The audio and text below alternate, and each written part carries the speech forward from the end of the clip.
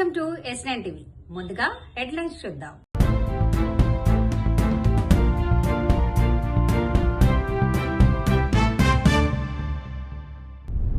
ఉప్పల్ నియోజకవర్గ పరిధిలోని అన్ని చెరువులను అభివృద్ధి చేస్తాం.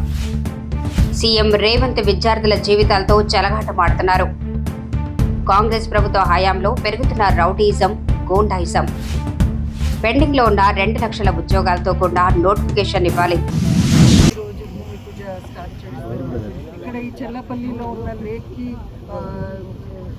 డెవలప్ చేయాలి అనే ఉద్దేశంతో ఈరోజు స్టార్ట్ చేశాము.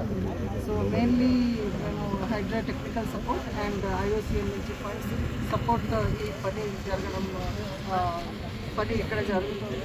మాకు మెయిన్ ఇంటెన్షన్ ఆఫ్ కోర్స్ పర్యావరణం కాపాడాలి, కన్జర్వేషన్ ఉండాలి ఆఫ్ వాటర్.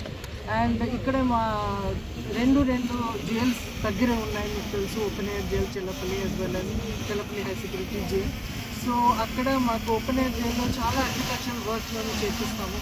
దాంట్లో కూడా మాకు వాటర్ చాలా అవసరం. సో ఈ వాటర్ ఇక్కడ ఉంటే కూడా మాకు అక్కడ వాటర్ టేబుల్ రైజ్ అవుతుంది. మాది fisheries, క్యాటల్, poultry plus agriculture work ఇవన్నీ జరుగుతుంది. మా ప్రిజన్లో ఉన్న ఆశ్రమవాసులు ఇవన్నీ పని చేస్తారు. సో దానికి వాళ్ళకు కూడా హెల్ప్ అవుతుంది. తర్వాత కూడా రిలీజ్ బిజినెస్కు ఇక్కడ సెక్యూరిటీ అండ్ మిగతా పని కూడా జరుగుతుంది, ఇక్కడ స్టార్ట్ అవుతుంది. దాంట్లో కూడా ఎంప్లాయ్మెంట్ ఇవ్వడం కూడా మాకు ఒక ఉద్దేశం ఉంది. అండ్ ఇప్పుడు ఉన్న ఓపెన్ ఎయిర్ బిజినెస్ ఎవరు ఉన్నారు వాళ్ళు కూడా మంచిగా వాలంటీర్ చేస్తున్నారు. మేము కూడా ఒక సామాజిక బాధ్యత మాకు కూడా ఉంది. మేము కూడా ఒక పని చేస్తాము. దీని ద్వారా పర్యావరణ కన్జర్వ్ అవుతుంది. ప్లస్ మాకు కూడా ఒక సెల్ఫ్ ఎస్టీమ్, సెల్ఫ్ వర్త్, ఒక సాటిస్ఫాక్షన్ అండ్ కాన్ఫిడెన్స్ వస్తుంది.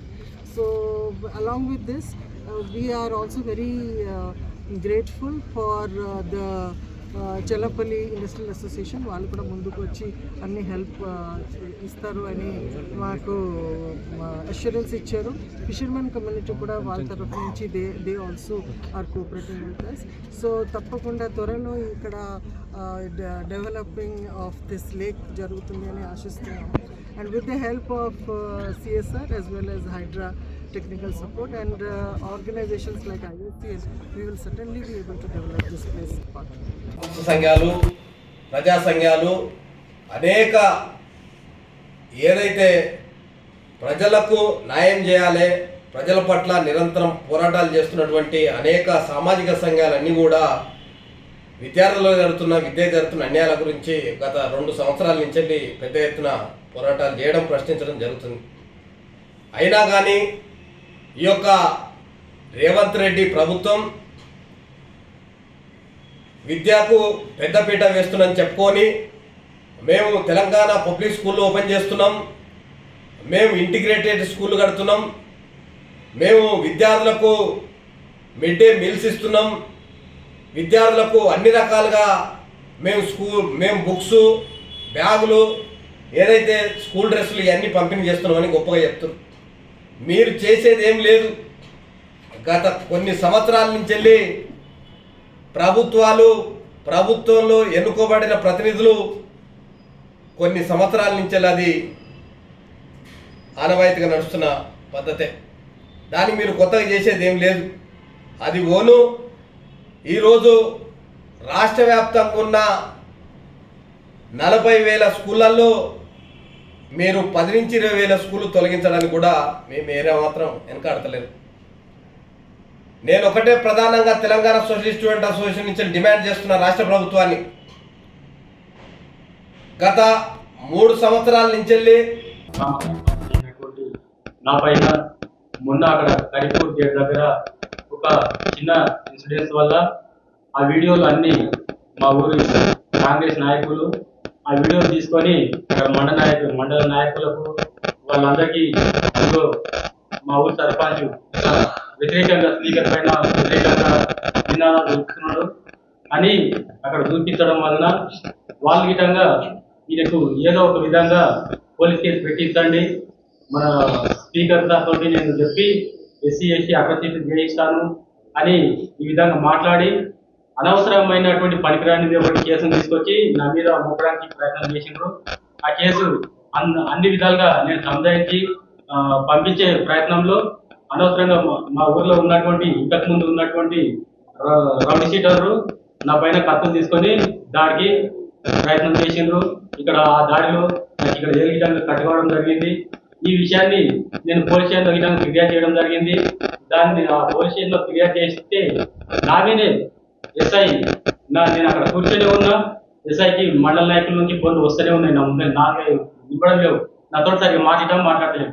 కంప్లైంట్ ఇచ్చినా ఏమైంది అని అడుగుతున్నాడు, ఫోన్లు వస్తుంది. ఏమైంది అని అడుగుతున్నాడు, ఫోన్లు వస్తుంది. కాబట్టి ఆ కంప్లైంట్ విధంగా సరిగ్గా తీసుకోలేడు.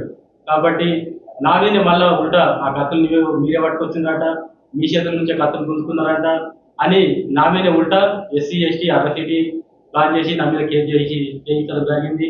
కాబట్టి ఈ యొక్క వికారాబాద్ నియోజకవర్గంలో కాంగ్రెస్ ప్రభుత్వంలో ఇలాంటి రౌడీలను ఇలాంటి గుండాలను పెట్టుకుంటే మీ పార్టీకే నష్టం. ఇంతకుముందు గతంలో 10 సంవత్సరాల క్రితం ఇదే సీన్ రిపీట్ అయింది. కాబట్టి 10 సంవత్సరాలు నేను ఇంత కూర్చోబెట్టడం జరిగింది. కాబట్టి నువ్వు గెలిచి 2 సంవత్సరాలుగా పూర్తి కావలేదు. కాబట్టి మళ్ళా ఇదే సీన్ రిపీట్ అవుతుంది. కాబట్టి నువ్వు ముందు ఈ కాంగ్రెస్ ప్రభుత్వం ఇలాగే కొనసాగదు. నెక్స్ట్ రాబోయే ప్రభుత్వము మీకు ఉండదు. అది గుర్తుపెట్టుకోండి. నెక్స్ట్ మిమ్మల్ని ఎవరు కాపాడుతారు విధంగా అది గుర్తుపెట్టుకొని మీరు ముందల ఏమేమి పనులు చేస్తుండ్రు, ఎవరెవరు ఏమేమి చేస్తున్నారు అనే విధంగా మేము గుర్తుపెట్టుకుంటాము. రాబోయేది నెక్స్ట్ మా ప్రభుత్వం కాబట్టి మీరు ఆ విషయాన్ని దృష్టిలో పెట్టుకొని మీరు ఏ విధంగా ఉంటారో ఆ విధంగా ఉండాలి. అటువంటి ఎవరైనా రౌడిజం చేసేది, గుండాయిజం చేయాలనుకుంటే మీ ఇంతకాడ కాపలా పెట్టుకోండి వాళ్ళని. అంతేగాని ఇలా ప్రజలలోకి వదిలి ప్రజలను ఇబ్బందుల భయభ్రాంతులకు గురి చేస్తే మంచిగా ఉండదు. ఒక గ్రామంలో ఒక సర్పంచ్గా ఉన్నటువంటి నా పైన అటాక్ చేస్తే గ్రామ ప్రజలు ఎంత భయభ్రాంతులకు గురి అవుతారు. ఊరు ఇప్పుడు ఇంతకెళ్ళి జనాలు బయటికి వెళ్ళే పరిస్థితి లేదు నాకప్పుడు గ్రామంలో. మరి అలాంటి సీన్ పట్టుకొని మళ్ళా సర్పంచ్ పైన ఎస్సీ ఎస్టీ అట్రాసిటీలు పెట్టించడము, గ్రామ ప్రజలను మొత్తం భయభ్రాంతులకు గురి చేయడం జరుగుతుంది. కాబట్టి ఇది మీరు ప్రభుత్వం దృష్టికి తీసుకెళ్లి మీరు ఈ యొక్క కేసును వెంటనే ఆ యొక్క పోలీస్ స్టేషన్లో వెళ్ళి ఈ కేసును మొత్తం పూర్తిగా రద్దు చేయాలని కోరుతున్నాను. లేకపోతే బీజేపీ తరఫున పెద్ద ఎత్తున రాబోయే రోజుల్లో పెద్ద ఎత్తున ఉద్యమం చేపడతామని ఈ యొక్క మీడియా మిత్రుల ముందుగా నేను చెప్పడం జరుగుతుంది. ఇది అందరి విధంగా కాంగ్రెస్ నాయకులు కానీ కాంగ్రెస్ పెద్దల విధంగా గమనించగలరని కోరుతున్నాను. నా పేరు Swathi, George Reddy PDSU Osmania university president, Telangana state girls convener. ఈరోజు ఉస్మానియా యూనివర్సిటీలో లైబ్రరీ నుండి ఆర్ట్స్ కాలేజ్ వరకు వందలాది మంది విద్యార్థులు నిరుద్యోగులతో నా భారీ ర్యాలీ నిర్వహించడం జరిగింది. ప్రధానంగా మేము 3 డిమాండ్లను ఈ ప్రభుత్వం ముందు తీసుకొస్తున్నాం. ఫస్ట్ వన్, ఈరోజు మీరు 5,000 ఉద్యోగాల నోటిఫికేషన్స్తో ఈరోజు కానిస్టేబుల్ నోటిఫికేషన్ మీరు విడుదల చేశారు. కానీ 20,000 వరకు వేకెన్సీస్ ఉన్నాయని కూడా మీరు డిక్లేర్ చేశారు. నిరుద్యోగులు అంటే మీకు అసలు చిత్తశుద్ధి లేదు, భయం లేదన్నది చాలా స్పష్టంగా కనబడుతుంది. ఒక విషయాన్ని మేము రాష్ట్ర ప్రభుత్వానికి, కాంగ్రెస్ ప్రభుత్వానికి గుర్తు చేస్తున్నాం. నిరుద్యోగుల నిరసనలతో పోరాటాల పునాదులపైన ఏర్పడింది మీ కాంగ్రెస్ ప్రభుత్వం. కానీ ఈరోజు మీరు నిరుద్యోగులను విస్మరించినట్లయితే మరొక్కసారి మీకు కూడా ఆ పోరాటంతోనే సమాధానం చెప్పాల్సి వస్తుందని కూడా మేము చెప్తున్నాం. అదేవిధంగా మరొక విషయాన్ని చెప్తున్నాము. గతంలో 2023లో ఇప్పటి వరకు మేము చాలాసార్లు ఈ విషయం పైన మాట్లాడినా కానీ ప్రభుత్వం రెస్పాండ్ అవ్వట్లేదు. 2023లో రెగ్యులరైజ్ ఎవరైతే కాంట్రాక్ట్ లెక్చరర్లని, జేఎల్ని, డిఎల్ని, అట్లానే పాలిటెక్నిక్ లెక్చరర్లని మీరు రెగ్యులరైజ్ చేశారో చాలా మంది ఫేక్ సర్టిఫికెట్స్తో రెగ్యులరైజ్ అయినటువంటి వాళ్ళు ఉన్నారు. అది మేము చెప్పడం కాదు, అనేక ఆరోపణల తర్వాత కోర్టు మెట్లు ఎక్కిన తర్వాత అధికారులు కూడా వెల్లడించడం జరిగింది, ఒప్పుకోవడం జరిగింది. అవును, ఫేక్ సర్టిఫికెట్స్తో రెగ్యులరైజ్ అయ్యారని. ఈ రోజు వాళ్ళపైన మీరు చర్యలు ఎందుకు తీసుకోరని మేము అడుగుతున్నాం. ఎవరైతే అధికారులు వాళ్ళకు చేతులు చాపి డబ్బులు తీసుకొని వాళ్ళని రెగ్యులరైజ్ చేశారో వాళ్ళని కాపాడడానికి మీరు కొమ్ము కాస్తున్నారా అని ప్రభుత్వాన్ని మేము నిలదీస్తున్నాం. తక్షణమే నిరుద్యోగులకు 20 లక్షల మీరు ఏదైతే హామీ ఇచ్చారో ఆ నోటిఫికేషన్ 2 లక్షల ఉద్యోగాల నోటిఫికేషన్ ని తక్షణమే విడుదల చేయకపోతే ఉస్మానియా యూనివర్సిటీ విద్యార్థి జేఏసీల పక్షాన, అదే నిరుద్యోగ జేఏసీ పక్షాన మళ్ళొకసారి పోరుబాట పట్టాల్సి వస్తుందని కూడా ఈ ప్రభుత్వాన్ని హెచ్చరిస్తా ఉన్నాం. ఇంతటితో వార్తలు సమాప్తం. మరిన్ని అప్డేట్స్ కోసం చూస్తూనే ఉండండి S9 TV న్యూస్.